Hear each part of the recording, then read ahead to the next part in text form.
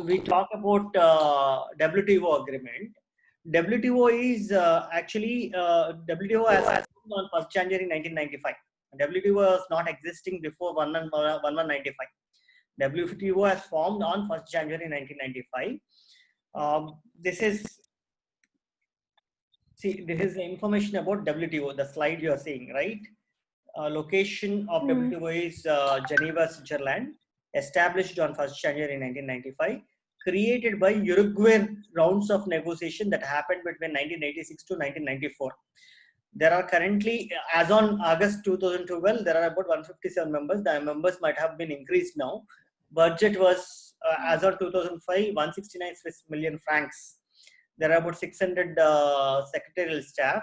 And I think this General Pascal Lamy has changed as a director. New director has come in. And there are 5 or 6 functions that WTO do. It is administering of WTO trade agreements, including TRIPS and other things, other agreements which have been signed by member countries. Then forum for trade negotiations, like if there required to be negotiation of a trade between country to country, there should be a platform. That platform is WTO. Handling trade disputes, in case there is some dispute between one country, other country, they will handle here. Monitoring national trade policies. National trade policies that also will be governed by WTO regulations. Technical assistance and training for developing countries, cooperation with international other international organizations. WTO is not part of UNO. United Nations organization is different. WTO is different. WTO is completely a new body. Now, how WTO has formed? Before WTO, there is what is called Havana Charter, through which International Trade Organization (ITO) was there. Even before WTO, there was ITO. You are able to see the screen, right? Yes, sir. Okay. 1 second. So earlier to WTO, there was ITO was there with 53 member countries, which was there till 24th March 1948. However, that was not catering after Second World War. I think that has collapsed, and there was no other organization has been formed for international trade. So then there was a consensus happened, and GATT. You know about GATT, right? What is GATT? General Agreements for Tariffs and Trade. Trade and tariff, yeah. So that is what an agreement entered between world countries.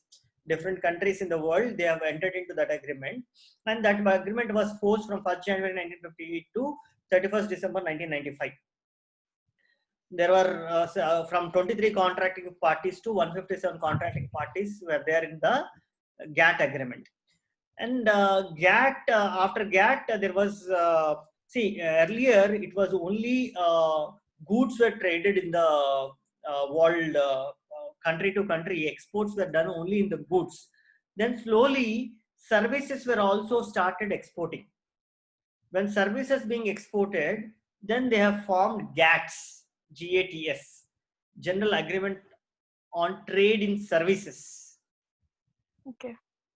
Tariff in services. So general agreement of tariff in services, that has happened, and slowly when these two are existing, then the question of technology transfer and knowledge transfer, how international trade has to happen, knowledge base, that has question marks have come up, and then there were 8 rounds of negotiations happened. Finally, on 1st January 1995, WTO was formed. So these are the 8 rounds of negotiation, starting with Geneva, Annecy, Torquay, Geneva 2, Dillon, Kennedy, Tokyo, Uruguay, and latest round of negotiation is Doha. So these are the different durations, when it is started and when it is ended. Everything has been provided in this slide. You're able to see, right? Yes, sir. Anyways, I'll share this PPT with you. Then the difference between GATT and WTO is, GATT is a provisional agreement. It is like agreement between two parties. GATT is an agreement, whereas WTO is an international organization. There it is contracting parties, the persons who signed it. Here it is called members. restricted coverage to goods. However, WTO covers both goods, services, and intellectual property. Then both GATT and WTO has dispute settlement. However, WTO has strengthened the dispute settlements. Then the place and member of countries are all given in this slide. World Trade Organization created by Marrakesh Agreement. It is sui generis organization independent from United Nations system, replaced the GATT. This is the structure. There is a ministerial conference. From that, General Council will come. Then TPRB and DSB. DSB is Dispute Settlement Board, Appellate Body, Dispute Settlement Panels, Goods Council, Service Council, and then CTD, CTA, CRTA. All this is the structure of WTO. Then Doha Work Program. There are several things that have been listed under Doha.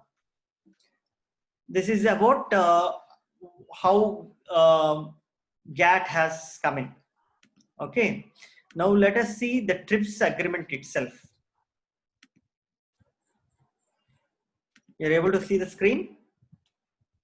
Yes, sir. Yes, sir.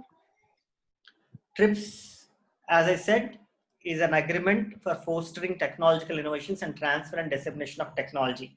The objective of TRIPS agreement is that. Now, it is a WTO agreement negotiated between 86 to 94 Uruguay round, introduced intellectual property rules into the multilateral trading system for first time. So the TRIPS agreement idea and knowledge are increasingly important part of trade. Many products that used to be traded as low technology goods or commodities now contain a higher proportion of invention and design in their value. So it is not just the goods you are trading, but you're also trading the knowledge or intellectual property. So these intellectual property rights gain momentum and increased value to it. An attempt to narrow the gaps in way of IP rights are protected around the world. So each country has different set of protection systems. Like in US, the protection is for 20 years. In India, it was 14 years. Like that, there is variation of protection, as well as there are various different laws. Some people, India, we have excluded pharmaceuticals. Like that, in each country, they have excluded different things.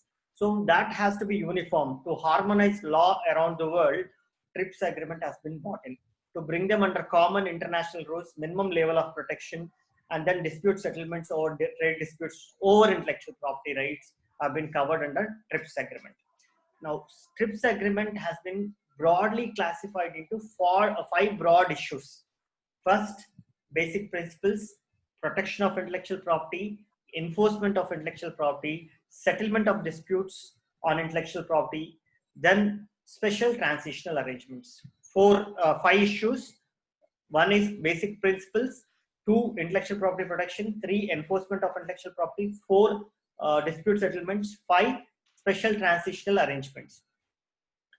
And in the basic principles, they said what is national treatment, what is most favored nation, why intellectual property should be protected. All that has been discussed in the basic principles. And in protection of IP, they talked about different types of intellectual property, how it need to be protected, how law should be there, what are the minimum standards should be given. That has been discussed in the protection of intellectual property. Enforcement, what punishment should be given if somebody copies your intellectual property, how it need to be dealt, whether civil cases or criminal cases, all that has been provided in the enforcement of IP. Then transitional arrangements. It is difficult for any country to implement the changed law. So developed countries, they have given 1 year time from 1995 to 1996. Developing countries and under certain conditions, transitioning economy, given 5 years until 2000. Least developed countries, LDCs, have given 11 years until 2006, which has now been extended till 2016. Then developing countries like India, we have been given till 10 years time frame to get into the TRIPS requirements. So India has come into that. I will not deal with this. Then Doha Ministerial Conference that happened from 2001. It has not concluded with any concrete agreement as such, but there are several declarations and several declarations have been passed. So based on these declarations, the 31 TRIPS waiver. What do you mean by TRIPS waiver?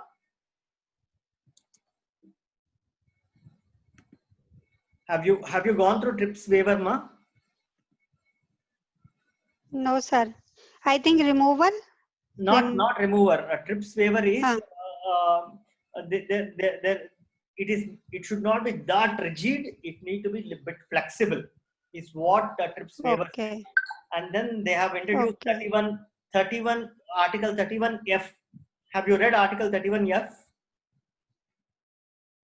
Yes, sir. No. Primarily for domestic use. Yeah, 31F said you need to use the compulsory licensing only for domestic purpose, not for exports and all.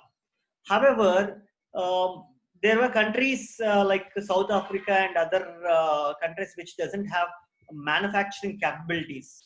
So they were looking for pharmaceutical drugs exports to be done to those countries, and they want to use that with a lower price, and patients in that countries are expecting some relief. So India took lead for those countries and argued in Doha Declaration that medicines should be accessible to patients.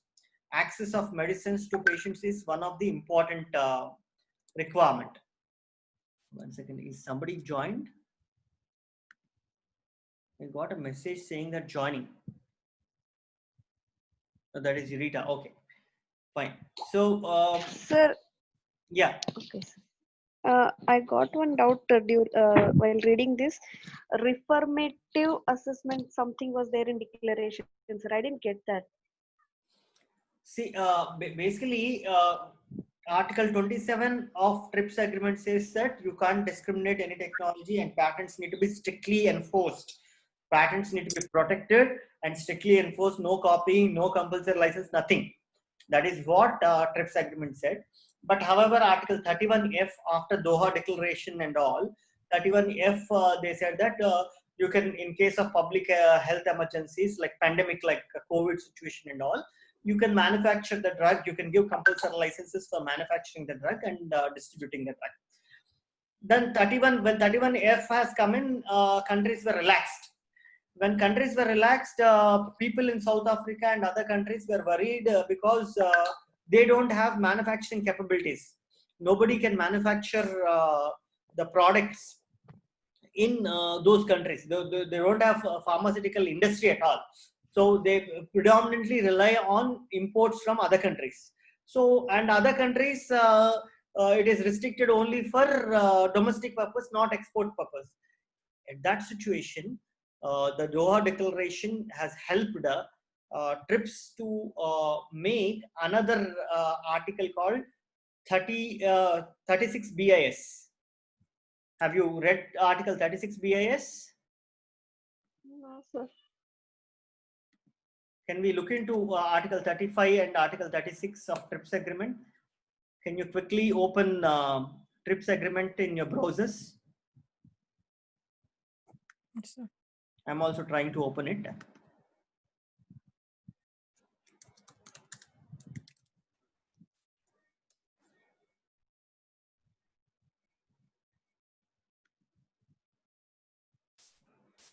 Complete text of TRIPS agreement.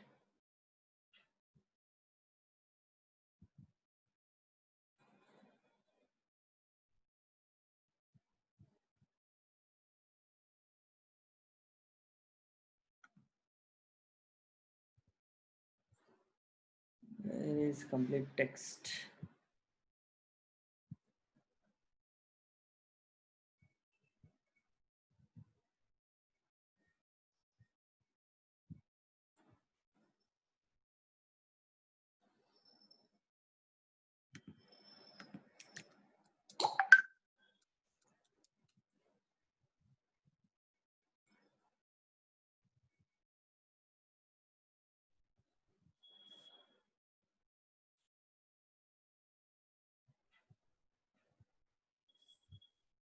Did you get it, Ma?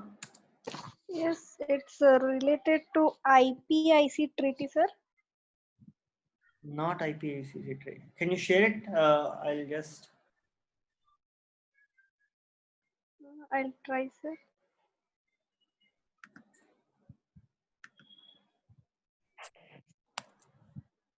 I have enabled the sharing option.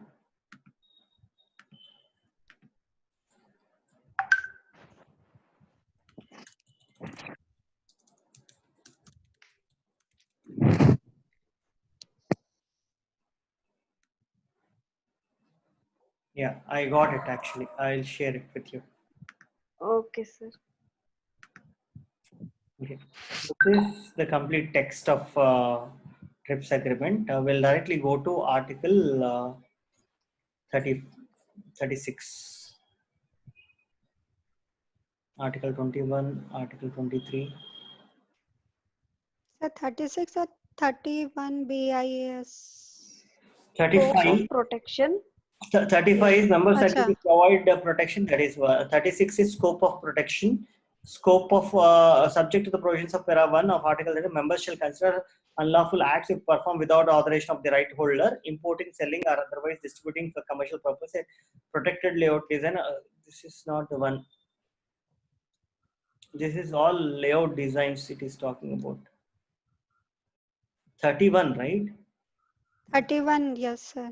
31 BIS. 31, other Yes. use without authorization of right holder. This is okay.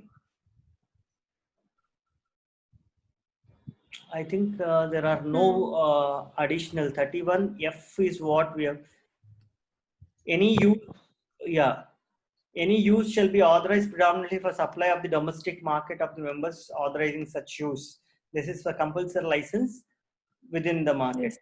BIS 31 BIS is not given here. Let's see if it is there in the bottom. No. So let's search. Stop share here. Directly search for 31 BIS.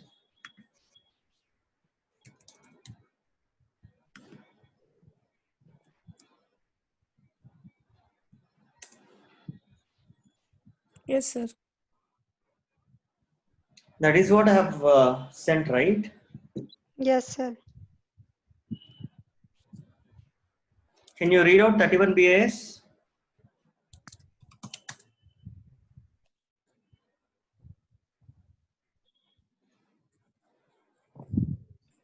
The obligations of an exporting member under Article 31F shall not apply with respect to the grant by it of a compulsory license to the extent necessary for the purpose of production of pharmaceutical products and its export to an eligible importing members in accordance with the terms set up by paragraph 2 of annex to this agreement. So what it says is generally the flexibility is not only domestic market but also foreign market, provided that foreign market should not have manufacturing capabilities. Yes, sir. So if it has manufacturing capabilities, then it will not be allowed. If it does not have manufacturing capabilities, then it is there. I'll just share one document which talks about all this. This is in again WHO documents. So compulsory license, including government use license, is a critical tool for promoting effective price negotiations with the pricing patent holder, for enabling local production, importation, and distribution of patented medicines at affordable price. However, the technical rule of TRIPS agreement threatened to make use of compulsory license extremely difficult for many developing countries after January 1st, 2005, when availability of pharmaceutical patents would required in all countries except least developed countries. This technical rule, Article 31F, limited use of compulsory license for the predominant supply to domestic markets of the country issuing the license. Countries without adequate production capacity and without access to imports of half-patent medicines for other countries, such as from India, would be unable to effectively use compulsory licensing. As part of negotiations regarding the Doha Declaration of TRIPS Agreement and public health, developing countries sought a solution to looming problem of effective use of compulsory licensing. that would have been administratively straightforward and expeditious. In November 2001, at Doha, a programmatic formula was established that led a 2 years further negotiation on waiver, TRIPS waiver decision on a decision of August 30, 2003, waiver decision followed by a proposed amendment, Article 31 BIS of TRIPS amendment. So this is what they have agreed to, and they wanted to add Article 31 BIS. Members of WTO are deciding whether to ratify and accept Article 31 BIS amendment to the TRIPS agreement. The amendment embodies a compromise among various stakeholders, including the researching and developing new medicines, manufacturing and distributing them. So what they are saying is this is not balancing. If you give the TRIPS waiver decision effect, it will impede development of medicines. Nobody will come forward to do research and R&D, invest money in R&D for development of medicines because patents has been weaker right because of introduction of compulsory licenses for export purposes also. All that has been discussed in this. What I'll do is I'll share this article with you. Whenever you have free time, you can go through all this data. Okay, sir. Okay. Now, can we go back to our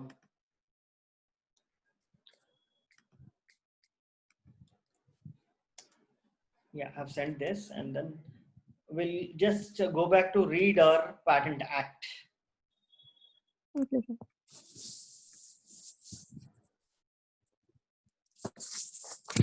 Yeah. We read till 105, 106, 107 we have done, right? 106 we have done, 107 defenses, etc. in the suit of infringement. There we have stopped last time. Is that correct or wrong? Yes, sir. Yes, sir.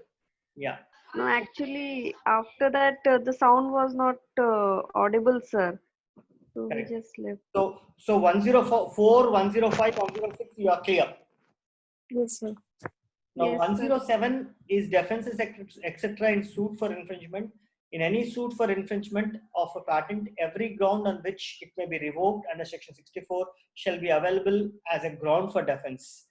So, in a suit for infringement of a patent, by making, using, or importing of any machine, apparatus, or other article, or by using of any process, or by importation, use, or distribution of any medicine or drug, it shall be ground for defense that such making, using, importation, or distribution in accordance with any one of the following conditions specified in the 47. So Section 47 anyways is a defense, and anything that is ground for revocation or is also a defense to patent infringement is what Section 107 says. Section 104 says that you can file a case. Section 107 says that in case somebody files a case, you have defense of all the grounds available that are related for revocation proceedings. The same thing can be used for defending your case. If a case has been filed against you, you can always say that the patent is not novel, not having industrial application, not has been fully disclosed. All the grounds that have been mentioned under Section 64. Then Section 107A, certain acts not to be considered as infringement. Section 107A, Clause A talks about research exemptions. That is, when you use the invention for the purpose of research or for the purpose of submitting data to regulatory authorities, then it is 107A. Then 107AB is parallel imports. Parallel imports is if you acquire, if you are importing a product from rightful owner of the product in other country, then it is not then it is not considered as infringement. Is what 107AB talks about. Parallel import means, suppose you have a product which is being selling in India for 1,000 rupees. Say for example, X drug is sold in India for 1,000 rupees.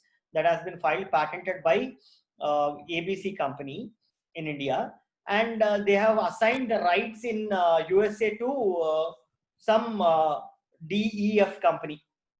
DEF company is a different company in USA. They have filed this patent X in USA, and they are selling it for $5, US dollar 5. In India, ABC company is selling for 1,000 rupees. DEF company is selling in USA for $5. What is $5, ma? What is dollar cost today? 350 rupees, sir. 71. Yeah, 72. around 350 or maximum 400 rupees.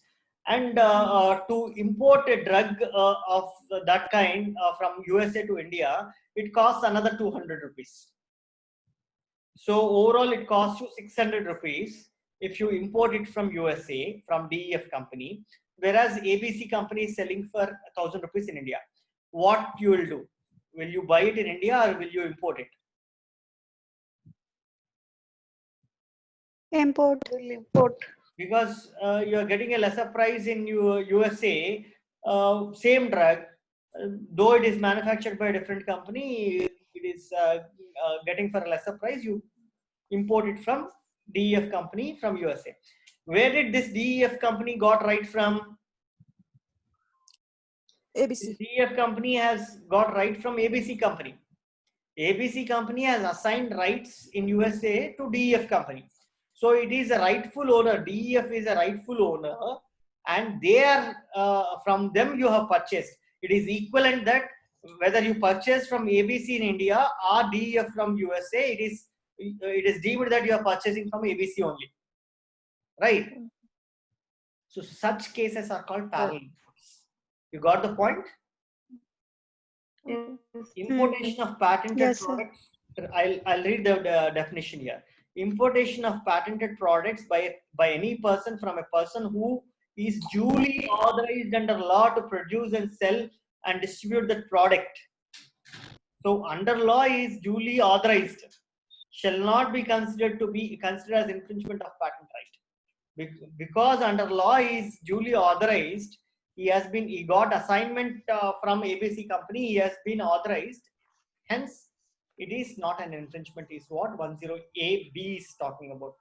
10A clause B is parallel imports, 10A clause A is research exemptions. So these two are very important defenses that are available in case of infringement. Then 108 talks about relief in suit for infringement. What relief the court required to grant in cases of infringement. The relief which a court may grant in suit for infringement includes an injunction subject to such terms, if any, as the court thinks fit, and adoption of plaintiff, either damages or account of profits. Injunction means stopping them from doing the similar activity. They are copying our technology. By court, by filing an infringement suit, what relief you can ask? You can ask them to stop doing that. That is injunction. Injunction order to stop them from infringement. Then, at the option of plaintiff, either damages or account of profit. Damages means what are the damages that are occurred to you. Account of profit means what profits the defendant has made by using your patented technology. So either you can ask either the profits made by him or losses sustained by you. Losses sustained by you are quantified as damages. Profits made by him are called account of profits. So not both. It will be either this or that. You need to decide when you file the suit itself. You need to say the court, I require damages or I require account of profits. The court may also order that the goods which are found to be infringing and materials and implements that predominant use of which is in creation of infringing goods shall be seized, forfeited, or destroyed as the court deems fit under circumstances of the case without payment of any compensation. So, in case there are infringing goods lies, they can seized, they can forfeited, they can be destroyed as the court feels good. 109, right of exclusive licensee to take proceeding against infringement. Like in trademarks, registered user, in the patents, there is what is called right of exclusive licensee. What do you mean by exclusive license? I think when we are dealing with license agreement, we have discussed exclusive license, non-exclusive license, and coexisting license. What is exclusive license means?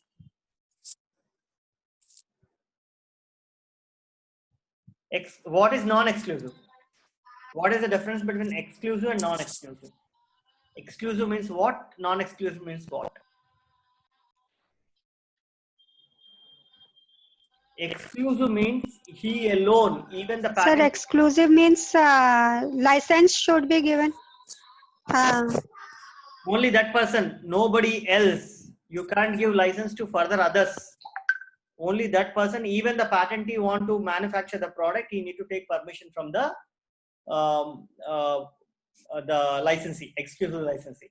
So that is what is called exclusive license. I think this this will disconnect. Will connect back.